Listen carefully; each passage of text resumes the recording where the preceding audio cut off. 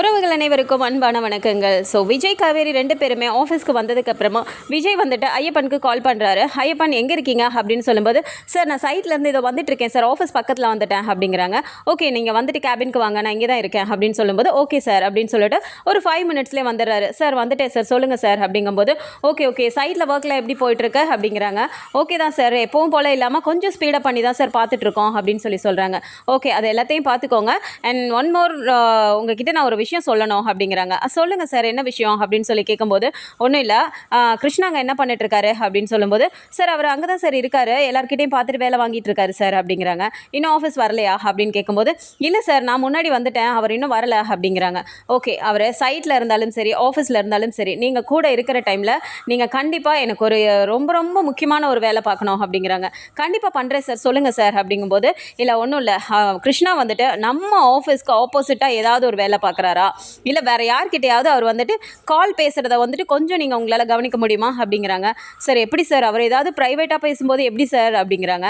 அதெல்லாம் தெரியாது ஐயப்பன், அவர் வந்துட்டு எப்படி பேசுகிறாரு, அதாவது ஒருத்தவங்க பேசுகிறது அந்த டோன் தெரியும் இல்லையா, யார்கிட்ட பேசுகிறாங்க என்ன மாதிரி பேசுகிறாங்கங்கிறத புரிஞ்சுக்க முடியல. முக்கியமாக அவரோட கால்ஸ் எங்கேருந்து வருது, யார்கிட்ட பேசுகிறாரு, அந்த மாதிரியான இன்ஃபர்மேஷன் எனக்கு கிடைச்சா கூட போதும் அப்படிங்கிறாங்க. கண்டிப்பாக நான் பண்ணுறேன் சார் அப்படிங்கிறாங்க. சைட்டில் வேறு ஏதாவது வித்தியாசமாக நடந்தா அப்படின்னாலும் இம்மீடியட்டாக எனக்கு நீங்கள் ரிப்போர்ட் பண்ணணும் அப்படிங்கிறாங்க. கண்டிப்பாக பண்ணுறேன் சார் அப்படின்னு சொல்லிடுறாங்க. அண்ட் அதே டைம் வீட்டில் வந்து பார்க்கும்போது சாரதாமா அப்படி ஒரு பயங்கரமாக வந்து முத்துமலர் அப்படி திட்டிகிட்டு இருக்காங்க.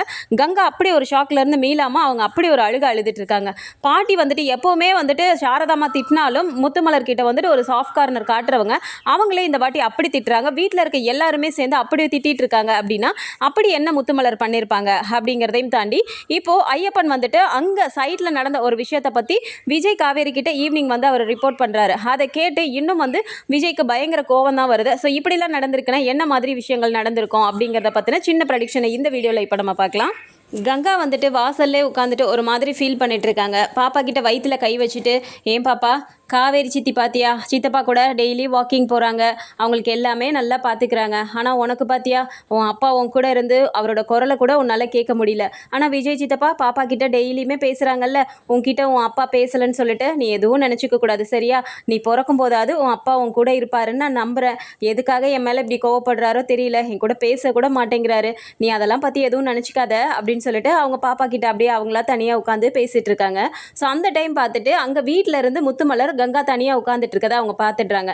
அங்கேருந்து வீட்டில் ஒரு கிண்ணத்தில் போட்டு ஒரு டப்பாவில் போட்டு எடுத்துகிட்டு வந்து கங்கா கிட்ட, அம்மா கங்கா இந்தாம்மா அப்படின்னு சொல்லி கொடுக்குறாங்க. கங்காவுக்கு வந்துட்டு ஏற்கனவே அவங்கள வந்து சுத்தமாக பிடிக்கல. அவங்க ஒன்று வந்து கொடுக்குறாங்க அப்படிங்கும்போது, என்ன இது அப்படின்னு சொல்லி கேட்குறாங்க. இல்லைம்மா நீ மாசமாக இருக்கீல, நீயும் காவேரி 2 பேருமே மாசமாக இருக்கீங்க. இது எங்கள் ஊர் வழக்கம். எங்கள் ஊர்லலாம் எங்கள் அம்மா இந்த மாதிரி தான் மாசமாக இருக்கவங்க எல்லாருக்குமே, அந்த வீட்டில் இருக்க எல்லாருக்குமே செஞ்சு கொடுப்பாங்க. எனக்கும் எங்கள் அம்மா இதை தான் செஞ்சு கொடுத்தாங்க. இதை சாப்பிட்டா சுகப்பிரசவம் ஆயிருமா. காவேரியாவது டெய்லி வாக்கிங் போயிட்டு வந்துட்டு இருக்கா. நான் பார்க்குற வரைக்கும் நீ இங்கே வீட்டுக்குள்ளே தான் நடந்துட்டு இருக்க. நீ வெளியில் அப்படியெல்லாம் பெருசாக வாக்கிங் போகிறதோ எக்ஸசைஸ் பண்ணுறதோ எதுவுமே பண்ண மாட்டேங்கிற. உனக்கு சுகப்பிரசவம் ஆகலைன்னா என்னம்மா பண்ணுறது. அதுக்காக தான் உனக்காக எங்கள் அம்மா செய்கிற மாதிரியே உனக்காக அந்த லேகியம் செஞ்சு எடுத்துகிட்டு வந்திருக்கேன், இதை சாப்பிடு அப்படின்னு சொல்லி கொடுக்குறாங்க. உடனே கங்கா இருந்துட்டு, அதெல்லாம் ஒன்றும் வேணாம், எனக்கு எங்கள் அம்மா செஞ்சு கொடுப்பாங்க அப்படின்னு சொல்லி சொல்கிறாங்க.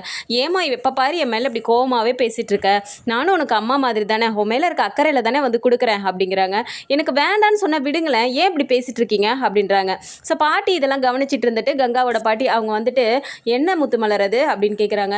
இல்லை அத்தை, எங்கள் ஊர் வழக்கம், இது லேகியம் செஞ்சு கொண்டு வந்தேன், கங்கா வாங்க மாட்டேங்குது அப்படிங்கிறாங்க. உடனே பாட்டிக்கு என்ன தோணுதுன்னா, சரி நம்மளுமே இதெல்லாம் செய்கிறது வழக்கம் தானே அப்படின்னு சொல்லிட்டு, கங்கா லேகியம்லாம் சாப்பிட்றது ரொம்ப நல்லதுடி, அது சுகப்பிரசவம் ஆகிறதுக்காக அந்த காலத்தில் எங்களுக்குமே இதை தான் செஞ்சு கொடுப்பாங்க, வாங்கிக்கடி அப்படிங்கிறாங்க. பாட்டி நான் தான் வேணான்னு சொல்கிறேன்ல, எனக்கு அம்மா செஞ்சு கொடுப்பாங்க அப்படிங்கிறாங்க. சரி இருக்கட்டும், இனிமே தானே சாரதா செஞ்சு கொடுக்க போகிறா, அவள் செஞ்சே கொண்டு வந்து கொடுக்குறால, அதை வாங்கிக்கலாம்ல, இதையும் வாங்கிக்க, சாரதா செய்கிறதை சாப்பிட்டுக்க அப்படிங்கிறாங்க. சொன்ன கேட்க மாட்டேங்கிறிய நீ அப்படின்னு சொல்லிட்டு டக்குன்னு அந்த டப்பாவை வாங்கிட்டு விறுவிறுன்னு உள்ளே போயிடுறாங்க. ஸோ உள்ளே அந்த டப்பாவை கொண்டுட்டு போகும்போதுமே சாரதாம்மா பார்த்துட்டு, இது என்னடி டப்பா, யார் கொடுத்தது அப்படிங்கிறாங்க. நான் சொல்ல கேட்காம அந்த வீட்டில் இருக்காங்கல்ல, அவங்க தாம்மா கொண்டு வந்து கொடுத்தாங்க அப்படிங்கும்போது அப்படியே பார்க்குறாங்க. என்ன இது அப்படின்னு கேட்குறாங்க. தெரியலம்மா, ஏதோ லேகியம்மா, இதை சாப்பிட்டா நார்மல் டெலிவரி ஆகணும் அவங்க சொல்கிறாங்க அப்படிங்கிறாங்க. கண்டவை கொடுக்குறதுல நீ எதுக்கு சாப்பிடணும், உனக்கு பெத்தவன் நான் இல்லை, நான் எதுவாக இருந்தாலும் செஞ்சு கொடுக்குறேன், இதெல்லாம் ஒன்றும் நீ சாப்பிட தேவையில்ல அப்படின்னு சொல்லிட்டு அதை வேகமாக கையிலேருந்து பிடுங்கிட்டு வேகமாக வெளியில் போயிட்டு அதை தூக்கி போட்டுடுறாங்க. அதை அப்படியே கீழே அவங்க கண்ணு முன்னாடியே கொட்டிடுறாங்க, முத்துமலர் முன்னாடியே. முத்துமலருக்கு முகமெல்லாம் ஒரு மாதிரி மாறுது. அப்போவுமே பாட்டி இருந்துட்டு, நீ எதுவும் தப்பாக நினச்சிக்காத முத்துமலர், அப்படி தானே அப்படிங்கிறாங்க. பரவாயில்ல அத்தை, நான் ஏதோ ஒரு நல்ல எண்ணத்தில் தான் கொண்டு வந்து கொடுத்தேன், அக்கா ஆனால் மாறவே மாட்டேங்கிறாங்க, என் மேலே இருக்க கோவமே அவங்களுக்கு குறைய மாட்டேங்குது அப்படின்னு சொல்லிட்டு அவங்களும் முகத்தை ஒரு மாதிரி பாவமாக வச்சுட்டு போயிடுறாங்க. உள்ளார வந்துட்டு பாட்டி உம்முனே உட்காந்துட்டு இருக்கும்போது இப்போ சாரதாம்மா கேட்குறாங்க, என்ன அங்கே நான் தூக்கி போட்டோன்னே போய் சமாதானப்படுத்திட்டு வரீங்களோ அப்படிங்கிறாங்க. என்ன இருந்தாலும் நீ இப்படி பண்ணியிருக்க வேணாம் சாரதா, எதுக்காக போய் அதை கொட்டுன அப்படிங்கிறாங்க. பின்ன அவள் செஞ்சு கொடுக்குறதெல்லாம் என் பிள்ளைங்க சாப்பிடணுமா அப்படிங்கிறாங்க. சரி விடுடி, நீயே செஞ்சு கொடுவோம் பிள்ளைக்கு அப்படின்னு சொல்லிட்டு அவங்க போயிடுறாங்க. ஸோ இவங்க கொண்டு போய் கொட்டினாங்க இல்லையா, அதை போய் அங்கே இருக்க ஒரு டாக் சாப்பிட்ருது. அதை சாப்பிடும்போது பார்த்தா கங்காவுமே அதை பார்க்குறாங்க. அம்மா நீ கொட்டினதை அங்கே பாரு நாய் தான் சாப்பிட்டுட்டு இருக்கு அப்படிங்கிறாங்க. அவள் செஞ்சது நாய் தான் சாப்பிடும், விடு நீ எல்லாம் சாப்பிட வேணாம் அப்படின்னு சொல்லிட்டு அந்த இடத்துல திட்டிட்டு அவங்க உள்ளே போயிடுறாங்க. ஸோ ஒரு 3-4 மணி நேரத்துக்கு அப்புறமா பார்த்தா கங்கா பயங்கரமாக கத்துறாங்க, அம்மா இங்கே வாயேன் இங்கே வாயேன் அப்படின்னு சொல்லிட்டு. என்னாச்சுடி கங்கா, ஏன்டி இப்படி கத்துற அப்படின்னு சொல்லிட்டு எல்லாருமே வந்துடுறாங்க. என்னாச்சுமா கங்கா, ஏன் கத்துற அப்படின்னு சொல்லிட்டு தாத்தாவுமே வந்து கேட்குறாரு. அங்கே பாருங்க அப்படின்னு சொல்லி அங்கே காட்டும்போது பார்த்தா அங்கே டாக் வந்து இறந்து கிடக்கு. இதை பார்த்தது எல்லாருக்குமே அதிர்ச்சி ஆகுது. என்னப்பா திடீர்னு இங்கே வந்து எப்படி இறந்து கிடக்கு அப்படின்னு சொல்லும்போது சாரதாமா இப்போ டக்குன்னு பிடிச்சிக்கிறாங்க. ஏய் நான் கொட்டினேனே அதை சாப்பிட்டுச்சு, அந்த நாய் தானடி இது அப்படிங்கிறாங்க. ஆமாம்மா அதை தாம்மா அந்த நாய் சாப்பிட்டுச்சு, அங்கே பாருமா அது எப்படி கிடக்குன்னு, அதை நான் சாப்பிட்ருந்தேன்னா என்னம்மா இருக்கும் அப்படின்னு சொல்கிறாங்க. உடனே இவ இதுக்கு தான் வந்து கொடுத்தாளாடி அப்படின்னு சொல்லிட்டு அவங்க இது பண்ணுறாங்க. உடனே பாட்டியை பார்த்து கோவப்படுறாங்க. என்னத்த இதை வந்துட்டு அவளை சாப்பிட சொல்லி நீங்களும் தானே சொன்னீங்க, சாப்பிட்ருந்தா என் பிள்ளையும் என் பேர குழந்தையும் என்ன ஆயிருப்பாங்க அப்படிங்கிறாங்க. உடனே பாட்டி இருந்துட்டு, அது என்ன செய்ய தெரியாமல் ஏதாவது செஞ்சிருப்பாளோ என்னவோ அப்படிங்கிறாங்க. அதெல்லாம் தெரியாது, இந்த மாதிரி சப்போர்ட் பண்ணிட்டு வந்து பேசுகிறவெல்லாம் வச்சுக்காதீங்க அப்படின்னு சொல்லிட்டு, ஏய் முத்துமலர் எங்கடி இருக்கா, இங்கே வாடி அப்படின்னு சொல்லி கத்துறாங்க. அங்கேருந்து அவங்க வேக வேகமாக வந்து, ஏங்கா என்னக்கா ஆச்சு அப்படின்னு சொல்லி கேட்குறாங்க. என்ன தடி என் பிள்ளைக்கு கொண்டு வந்து கொடுத்த, என் பிள்ளைய சாகடிக்கலாம் நீ முடிவு பண்ணிட்டியா அப்படின்னு கேட்குறாங்க. உடனே அக்கா என்னக்கா இப்படியெல்லாம் பேசுகிறீங்க, நீங்கள் தான் அதை சாப்பிட கூட வைக்கலையே, உடனே என் கண்ணு முன்னாடியே கொட்டிட்டீங்கல்ல அப்படிங்கிறாங்க. அதுதாண்டி நான் பண்ண நல்ல விஷயம், அதை என் பிள்ளை சாப்பிட்ருந்தா என்ன ஆயிருக்கும், அதை நான் கொட்டினேன்ல, அங்கே பாரு அந்த நாய் சாப்பிட்டு அது எப்படி கிடக்குதுன்னு பாரு அப்படின்னு சொல்லிட்டு பயங்கரமாக பிடிச்சி திட்ட ஆரம்பிச்சிடுறாங்க. மன்னிச்சிருங்கக்கா, நான் அப்படிலாம் நினச்சி பண்ணலை, அது ஏன் நாய் செத்து போச்சுன்னு எனக்கு தெரியல அப்படிங்கிற மாதிரி அந்த இடத்துல மழுப்பிட்டு போயிடுறாங்க. ஸோ அந்த அதிர்ச்சியை தாங்க முடியாமல் கங்கா ஒரு சைடு வீட்டில் உட்காந்துட்டு இருக்காங்க. ஆஃபீஸை பொறுத்த வரைக்கும் பார்த்தா ஈவினிங் வந்து ஐயப்பன் ஆஃபீஸ்க்கு வராரு. வந்துட்டு விஜய் கிட்ட வந்துட்டு, சார் அப்படிங்கிறாரு. சொல்லுங்கள் ஐயப்பன் என்னாச்சு அப்படின்னு சொல்லி கேட்குறாங்க. அவர் சைட் ரிலேட்டடாக கேட்டுட்டு இருக்கும்போது அவரும் எல்லாத்தையும் சொல்லிட்டு, சார் உங்ககிட்ட ஒரு முக்கியமான விஷயம் சொல்லணும் அப்படிங்கிறாங்க. என்ன விஷயம், கிருஷ்ணா பத்தியா அப்படிங்கிறாங்க. ஆமாம் சார் அப்படின்னோடனே, நினச்சேன் என்ன நடந்துச்சு அப்படின்னு சொல்லி கேட்குறாரு. சார் ஆக்சுவலி அவர் சைட்டில் வந்துட்டு இன்றைக்கி முக்கால்வாசி மொபைல்லே தான் சார் இருந்தார், ஃபோன் கால் பேசிக்கிட்டே தான் இருந்தார் அப்படின்னு சொல்லி சொல்கிறாரு. அது நான் எதிர்பார்த்தது தான் ஐயப்பன், என்ன பேசினார், ஏதாவது உங்களுக்கு ட்ராக் பண்ண முடிஞ்சுதா அப்படின்னு சொல்லி கேட்குறாரு. சார் ஆக்சுவலி அப்படின்னு சொல்லி அவர் இழுக்கும்போதே, Ayyappan please don't waste my time, come to the point அப்படிங்கிறாரு. சார் அவரை நீங்கள் வேலைக்கு எடுத்திருக்க வேண்டாமோன்னு எனக்கு தோணுது சார் இப்போது அப்படிங்கிறாங்க. ஏன் என்னாச்சு அப்படின்னு சொல்லி கேட்கும்போது, சார் நானே 2 டைம் பார்த்துட்டேன் சார், அவரோட பசுபதின்ற கால் எங்ககிட்ட வந்துட்டு பேசிகிட்டு இருக்கும்போதே கரெக்டாக பசுபதினு 2 வாட்டி அவருக்கு கால் வந்துருச்சு சார். எங்களை பார்த்த உடனே கால் தனியாக எடுத்துகிட்டு போய் அவர் ஒரு 1/2 hour அதை ஸ்பெண்ட் பண்ணுறாரு சார். பேசிவிட்டு அதுக்கப்புறமா வந்துட்டு எல்லாருக்கிட்டையும் வந்துட்டு ஹார்ஷாக அவர் பேசுகிறாரு சார். அங்கே இருக்க ஸ்டாஃப்ஸ் யாருமே வந்துட்டு ஒரு பீஸ்ஃபுல்லாகவே ஒர்க் பண்ண முடியல, எல்லாருக்கிட்டையும் பயங்கரமாக ப்ரெஷர் போடுறாரு, அவங்களாம் வேலையை விட்டு போயிடணும் அப்படிங்கிற மாதிரி அவர் பண்ணுறாரு சார். ஆக்சுவலி இப்படிலாம் பண்ணிட்டு இருந்தால் நமக்கு வந்து ஒர்க் வந்து சீக்கிரமாக முடியாது சார். ஆல்ரெடி நமக்கு மேன் பவர் கம்மியாக இருக்குது, அதை வச்சு நம்ம வந்துட்டு எக்ஸ்ட்ரா 2 hours பார்க்க வச்சு வேணால் நம்ம பண்ணலான்னு ஒரு பிளான் போட்டோன்னா இவர் வந்து இருக்கிற வேலை பார்க்குறவங்களையும் வந்துட்டு இவர் வேலையை விட்டு நிப்பாட்டிடுவாரோன்னு எனக்கு பயமாக இருக்குது சார். ஏன்னா அந்த அளவுக்கு அவங்கக்கிட்ட வந்துட்டு ஹார்ஷாக பேசுகிறாரு, ஒரு மாதிரி அடிமைங்களை வேலை வாங்குற மாதிரி அவர் பண்ணுறாரு சார். இப்படியே பண்ணிட்டு இருந்தால் நாளுக்கு நாள் அப்படியே ஸ்டாஃப் குறைஞ்சிட்டே போயிடுவாங்க சார். ஆல்ரெடி இன்றைக்கி 10 பேர் நேற்றுக்கு வந்தவங்க வேலைக்கு வரல சார் அப்படின்னு சொல்லி சொல்லிடுறாங்க. அப்படியா ஐயப்பன் அப்படின்னு சொல்லி கேட்குறாங்க. ஆமாம் சார், இதுக்கு எப்படியே தொடர்ந்துட்டு இருந்தால் நல்லா இல்லை சார் அப்படின்னு சொல்லி சொல்லிடுறாங்க. சரி ஓகே நான் பார்த்துக்கிறேன் அப்படின்னு சொல்லும்போது கரெக்டாக கிருஷ்ணா வந்து ரிப்போர்ட் பண்ணுறதுக்காக வராரு. மே கமெண்ட் சார் அப்படின்னோடனே, வாங்க கிருஷ்ணா அப்படிங்கிறாரு. என்னாச்சு சைட்டில் எல்லாம் எப்படி போயிட்டுருக்கு அப்படின்னோடனே, சார் நீங்கள் சொன்ன டைமை விட நான் சீக்கிரமாகவே உங்களுக்கு வந்துட்டு முடிச்சு கொடுப்பேன் சார் அப்படிங்கிறாங்க. எப்படி முடிச்சு கொடுப்பீங்க அப்படின்னு சொல்லி கேட்குறாங்க. சார் நான் நல்லா கொஞ்சம் ஃபாஸ்ட்டாக வேலை வாங்கிட்டு இருக்கேன் சார், எக்ஸ்ட்ரா 2 hours ஒர்க் பண்ண சொல்லி ஓட்டியெல்லாம் நான் பண்ணிக்கலான்னு சொல்லி பிளான் பண்ணி அந்த மாதிரி தான் சார் பண்ணிட்டுருக்கேன் அப்படிங்கிறாங்க.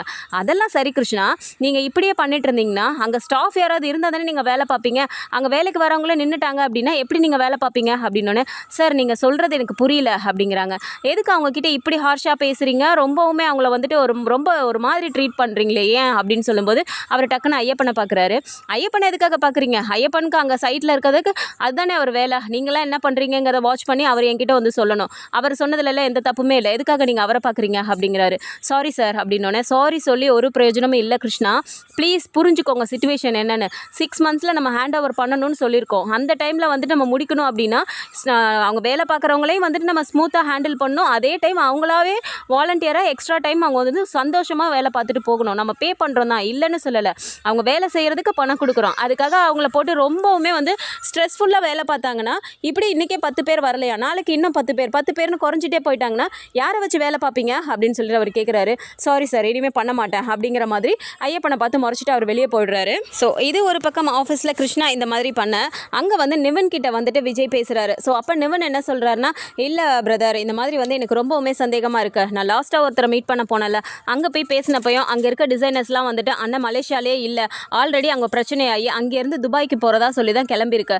ஆனால் துபாய்க்கும் அங்கே போகலையாம், கடைசியில் சென்னைக்கும் வரல. அப்படின்னா சென்னைக்கு வந்திருந்தால் கண்டிப்பாக நமக்கு கால் பண்ணியிருக்கோம். அப்போ சென்னைக்கு வந்துச்சா இல்லையானே நமக்கு தெரியல. இதில் ஏதோ ஒரு விஷயம் நடக்குது அப்படின்னு சொல்லும்போது இப்போ வந்து விஜய் நிவன் கிட்ட சொல்கிறாரு, நமக்கு வந்து இப்போ வந்திருக்க செகண்ட் ஃபேமிலி வந்துட்டு ரொம்பவுமே டவுட்டாக தான் இருக்குது அப்படின்னு சொல்லும்போது, ஏன் விஜய் என்னாச்சு, ஏதாவது டவுட் வர மாதிரி நடந்துக்கிறாங்களா அப்படின்னு சொல்லி கேட்குறாங்க. இல்லை, நானே அதை பார்த்துட்டேன். அவன் வந்து ராகவ் வீட்டுக்கே வந்துட்டு அங்கே நின்று கிருஷ்ணா பேசிகிட்டு இருந்தான். நான் கேட்குறேன், அப்போவுமே அவன் இல்லைங்கிற மாதிரி மழுப்புறான். அன்னைக்கு டிசைன் காட்டிகிட்டு இருக்கும்போது பசுபதி கால் பண்ணுறதா நானே பார்த்துட்டேன்.